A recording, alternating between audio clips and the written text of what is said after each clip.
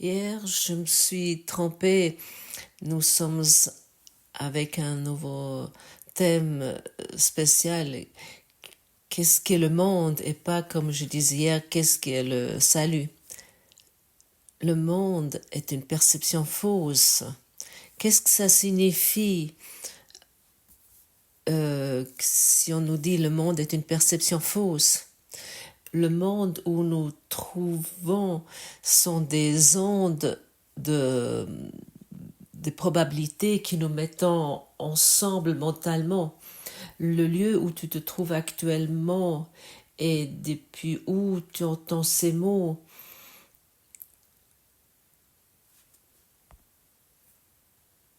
ça nécessite un observateur pour exister. Sans cet observateur, donc toi, cette pièce où tu te trouves n'existe pas. Ça, c'est ce que les mystiques ont reconnu depuis le début du temps, comme également les physiciens quantiques qui peuvent aujourd'hui te confirmer cela. Pour que tu puisses percevoir quelque chose, ça doit être observé par toi. Autrement, tu ne peux pas le percevoir. Alors, la pièce où tu te trouves actuellement, cette pièce existe uniquement parce que ton esprit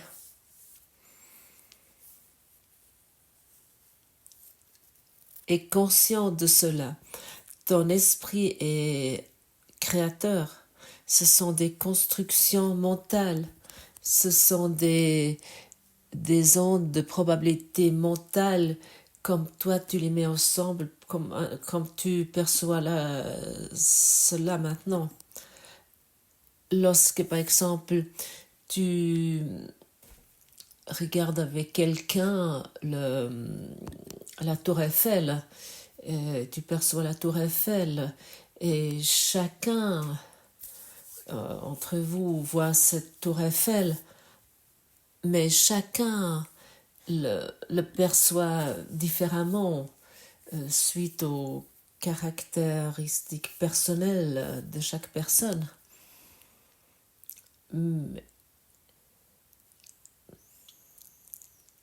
Mais la tour Eiffel n'est pas créée avec les ondes de probabilité de ton cerveau, mais avec l'esprit créateur que tu es.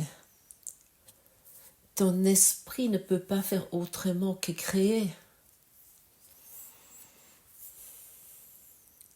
car il est créateur, ton esprit. Et toi, tu as un esprit des dieux créateurs qui s'est endormi dans un monde traumatique, dans un monde rêvé. Et il s'est perdu là-dedans et qu'il croit que ce monde d'ondes de probabilité est la réalité. Si chacun d'entre nous expérimente un objet différemment, qu'est-ce qui est vraiment vrai?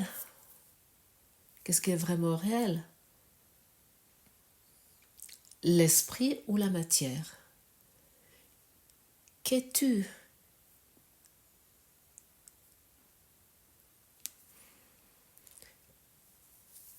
Qu'est-ce que le monde?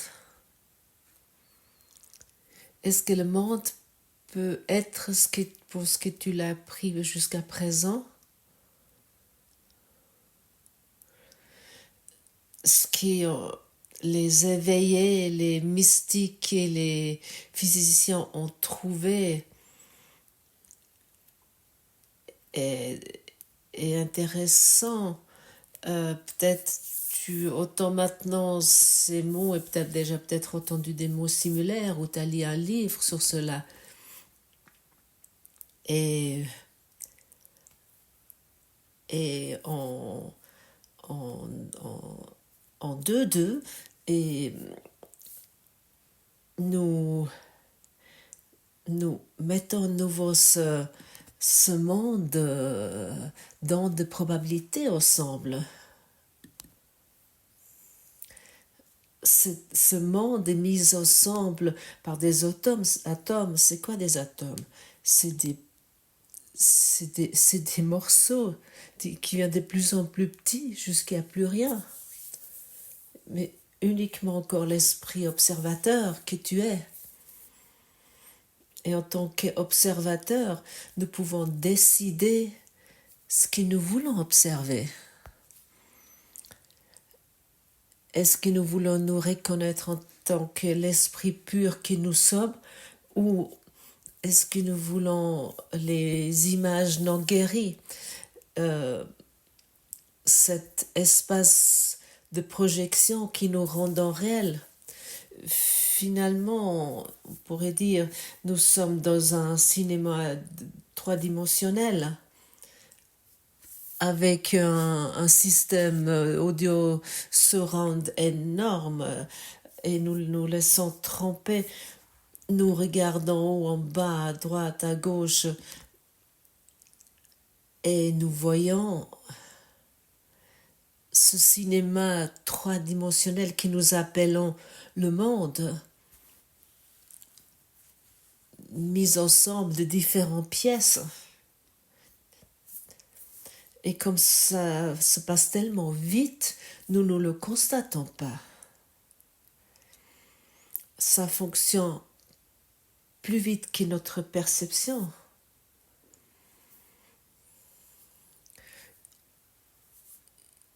On nous dit, si nous quittons la pièce où nous trouvons, elle n'existe plus comme tu l'as laissée. Parce que l'observateur, celui-là qui perçoit, se trouve plus là-dedans. Il est maintenant dans un autre monde, par exemple dans le jardin, ou dans la voiture, ou dans le train, ou il est en route avec son vélo, peu importe. Et là où tu es en route ensuite,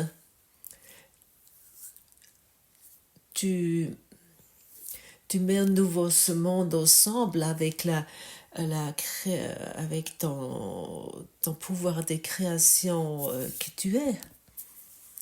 Tu vois à nouveau ton arbre que tu connais déjà, comme la rivière, le pont, la route. Tout cela avec le passé, avec ses souvenirs du passé, ça veut dire que ces images du passé, tout est nouveau mis ensemble. C'est des constructions de pensée. Tu vois tes voisins, tu vois les mêmes fleurs, tu vois le soleil et tout ce que cela inclut. Mais exactement tout cela, Jésus nous dit, tout cela est un rêve, une perception erronée. Il est né de l'erreur, il n'a pas quitté sa source. Il ne restera pas plus longtemps que la pensée qui lui a donné naissance ne sera chérie. Quand la pensée de séparation aura été changée à une pensée de véritable pardon, le monde sera vu dans une toute autre lumière. Une lumière qui mène à la vérité où le monde entier doit disparaître et toutes ses erreurs s'effacer. Maintenant sa source a disparu et ses effets ont aussi disparu. Ce sont nos pensées de séparation qui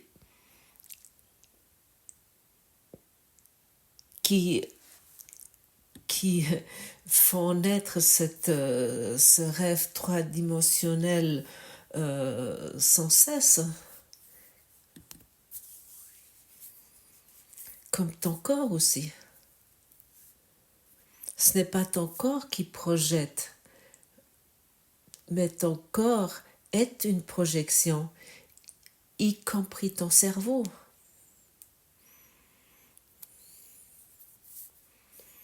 Et pour cette raison, ton cerveau ne peut pas faire des choses extraordinaires,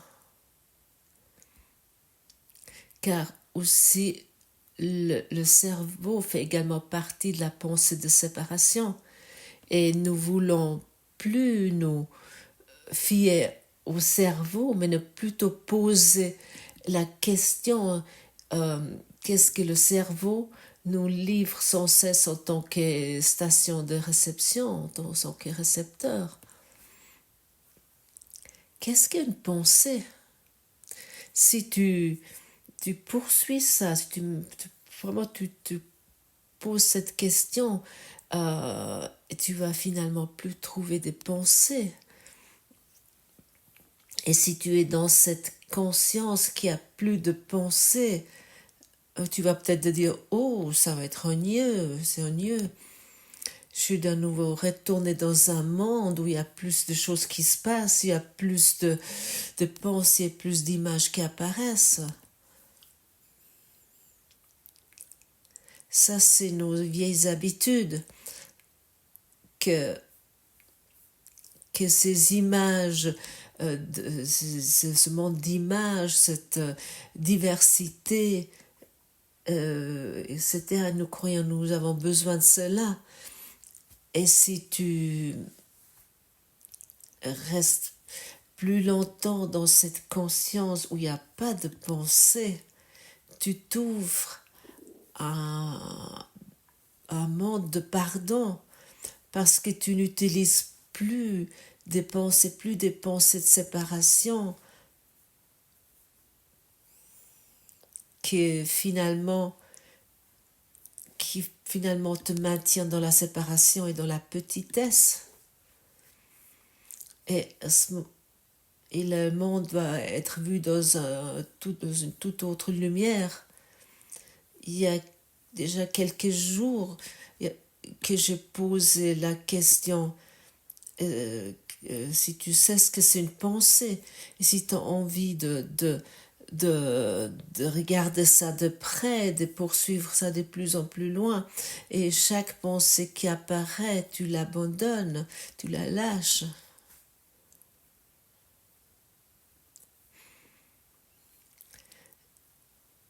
Chaque pensée qui peut expliquer une pensée est une pensée de séparation.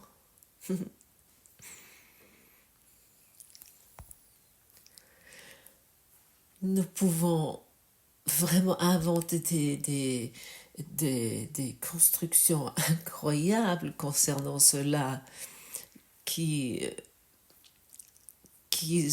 ont l'air vraiment très très intellectuels, mais ils ne vont pas trouver la solution. Et à un moment donné, tu vas arriver au point où tu vas te dire « j'ai aucune idée ce qu'est une pensée ». Et à ce moment-là, nous arrivons à l'inversion, et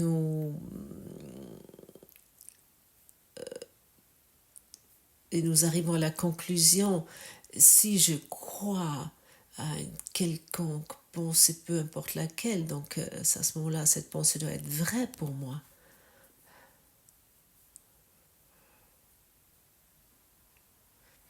Nous avons nous tous des blessures karmiques et qui rendent ce monde toujours de nouveau réel.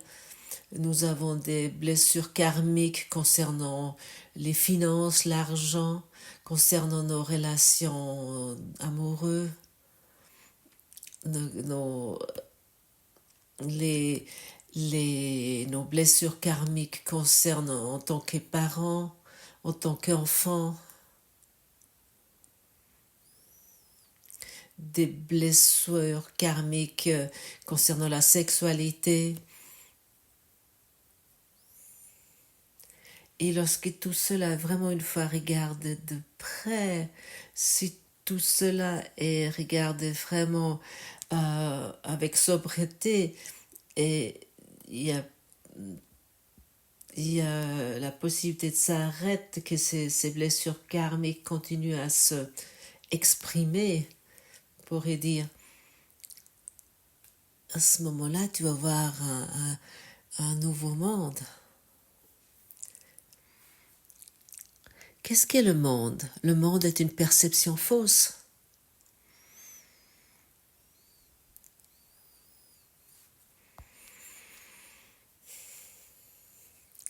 C'est simplement une perception fausse, peu importe ce que tu vois, peu importe combien d'images apparaissent, et peu importe combien de choses veulent se montrer, tu ne vas jamais trouver la vérité là-dedans. Le monde a été fait comme attaque contre Dieu. Il symbolise la peur. Et qu'est-ce qu'est la peur sinon l'absence de l'amour? Ainsi, le monde était censé être un lieu où Dieu ne pouvait pas entrer et où son Fils pouvait être à part de lui. Là est née la perception, car la connaissance ne pouvait pas causer de si insanes pensées. Mais les yeux trompent et les oreilles entendent faussement. Maintenant, les erreurs deviennent tout à fait possibles, car la certitude a disparu. Et autant nous nous référons à une certitude qui n'est rien d'autre qu'un rêve, autant nous sommes sans cesse dans une incertitude. Tu peux une fois poser peut-être cette question, à quel point je me sens sûr, à quel point je me sens certain, à quel point je me sens en sécurité dans cette situation. Et si tu te sens insure, tu sais que tu as pris une identité qui est fausse, où la peur est prédominante. Le monde est un symbole de la peur. Ça a l'air d'être extrême pour quelqu'un qui se préoccupe pas encore depuis très longtemps avec ce cours, mais c'est vrai, le monde, il symbolise la peur. Et pourquoi devons-nous encore faire confiance au monde où elle crée encore plus de peur? Elle ne peut pas produire autre chose. Et je peux te dire clairement que ce cours va te délivrer de toute peur. Il va te délivrer de toutes tes anciennes blessures karmiques.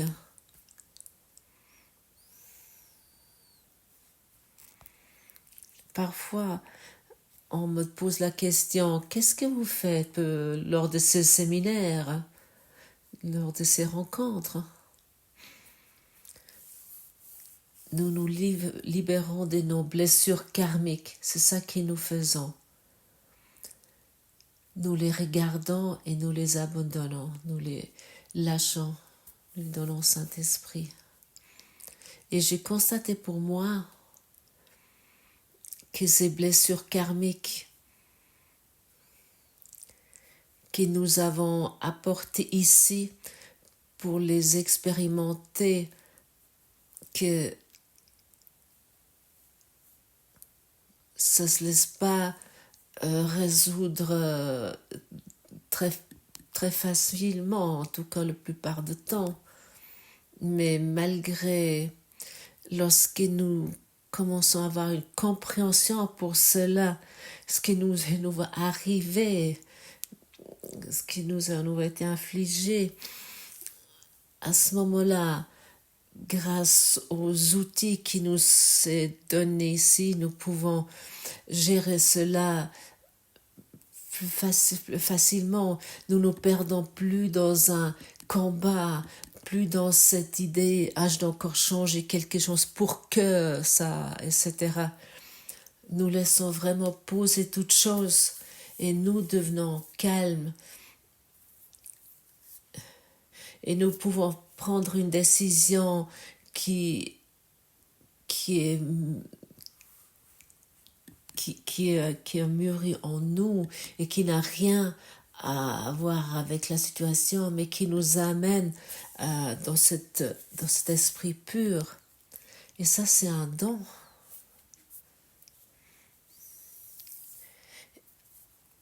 Et nous voulons plus nous abandonner à ces mécanismes du monde, à ces ondes de probabilité du monde qui, dans chaque moment, crée, ou par exemple où tu te trouves, dans l'appartement où tu te trouves, la voiture, la nature, etc.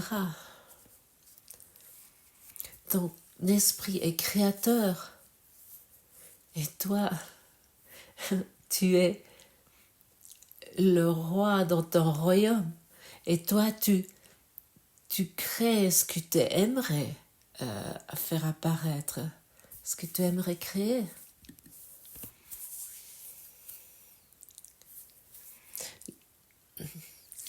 Le Christ s'endormit et puis il rêve un monde de peur. Et le rêveur croit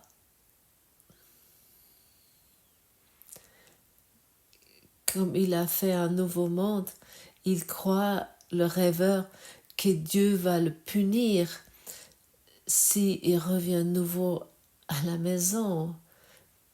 Ce n'est pas ainsi. Dieu est amour, comme toi aussi. Et l'amour ne peut pas punir. L'amour ne peut jamais accuser quelqu'un. Comment ça pourrait fonctionner? Abandonnons nos ondes de probabilité, abandonnons nos images que nous avons faites pour qu'un nouveau monde peut naître dans notre esprit. Et tu n'as pas maintenant besoin de réfléchir là-dessus comment ça pourrait être, mais je peux te dire une chose. Plus que tu abandonnes d'images, plus que ton rêve est devenir heureux qui va t'amener à ton éveil et où toutes les explications vont être disponibles. Et aujourd'hui, nous sommes à la leçon 242. Ce jour est à Dieu. C'est le don que je lui fais. Je ne mènerai pas ma vie seule aujourd'hui. Waouh! Je ne mènerai pas ma vie seule aujourd'hui. Je ne comprends pas le monde. Donc cela ne peut être que sottise d'essayer de mener ma vie seule. Regarde autour de toi. Regarde une fois autour de toi dans ton monde de probabilité.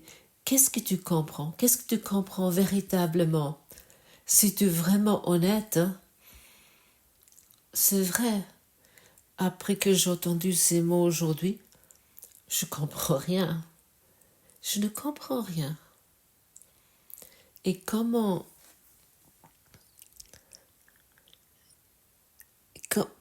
voulons-nous gérer notre vie nous-mêmes et résoudre nos problèmes et guérir nos blessures karmiques? Comment ça devrait fonctionner?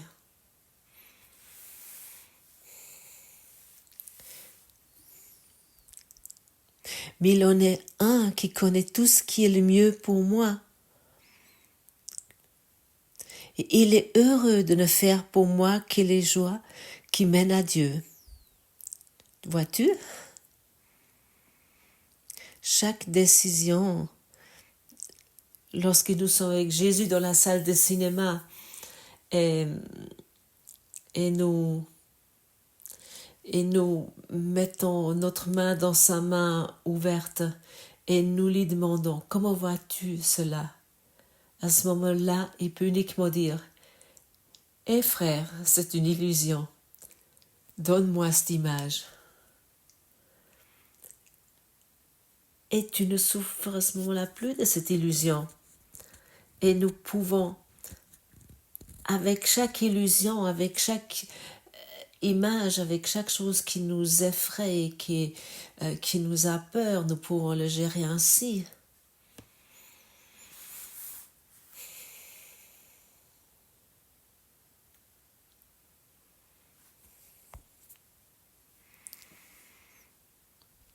Ce jour est à Dieu. Je lui donne cette journée, car je ne voudrais pas retarder mon retour chez moi, et c'est lui qui connaît la voie vers Dieu.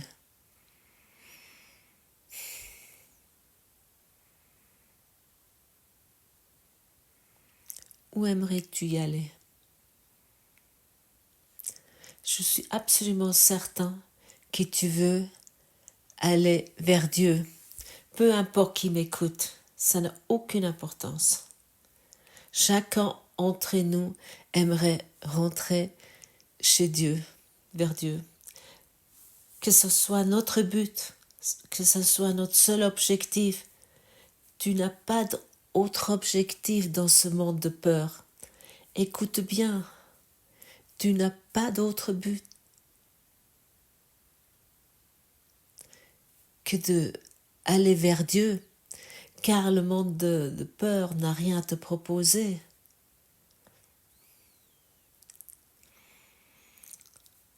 Tu n'as pas l'objectif d'amasser plus de je ne sais pas quoi, ou de maintenir quoi que ce soit. Tu n'as pas non plus le but d'empêcher quelque chose. Tu ne peux rien empêcher ici. Tu peux uniquement abandonner ici. Tu peux uniquement pardonner ici. Le pardon est la seule chose que tu veux véritablement. Le pardon est ta seule fonction. Le pardon est la seule chose qui te rend heureux. Et chaque fois, lorsque nous pardonnons, nous faisons ça pour des centaines, des millions de personnes qui se trouvent dans la souffrance. Nous faisons cela pour l'univers entier, car il n'y a qu'un seul esprit. Et cet esprit unique, ce seul esprit va guérir, et Jésus est également cet esprit un. Et cette raison, nous pardonnons lui. Lorsque nous pardonnons au monde entier. Nous pardonnons à Dieu lorsque nous pardonnons.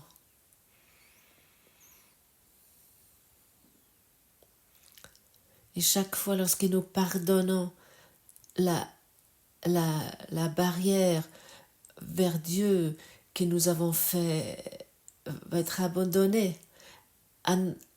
Alors laissons plus nous irriter avec ces ondes de probabilité de nos histoires.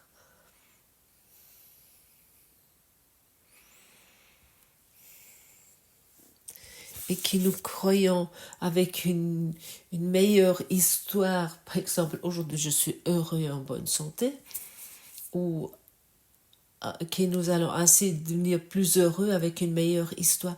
Nous abandonnons simplement toutes les images. Nous ne voulons rien faire d'autre. Nous abandonnons les images. Est-ce que cela n'est pas une bonne proposition? Moi, je trouve que oui. Et lorsque je parlais avant des blessures karmiques, ce sont les images dans des différents domaines de vie. Il n'y a pas beaucoup plus, comme tout à l'heure énuméré, pour que tous les pensées que nous avons tissées autour de cela, pour abandonner cela véritablement.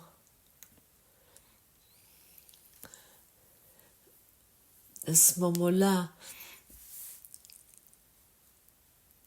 nous n'avons plus besoin d'envoyer les ambassadeurs de nos blessures karmiques pour, pour nous laisser confirmer les douleurs, les inquiétudes et les blessures et les soucis.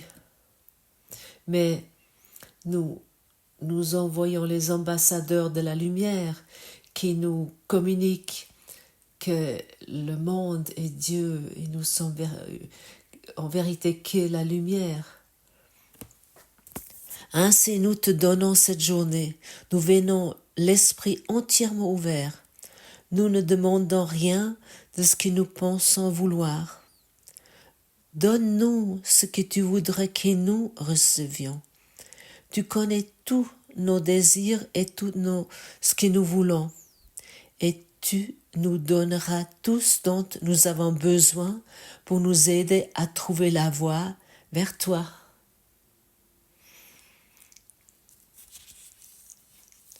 Quelle merveilleuse proposition! Nous avons uniquement encore besoin de l'accepter.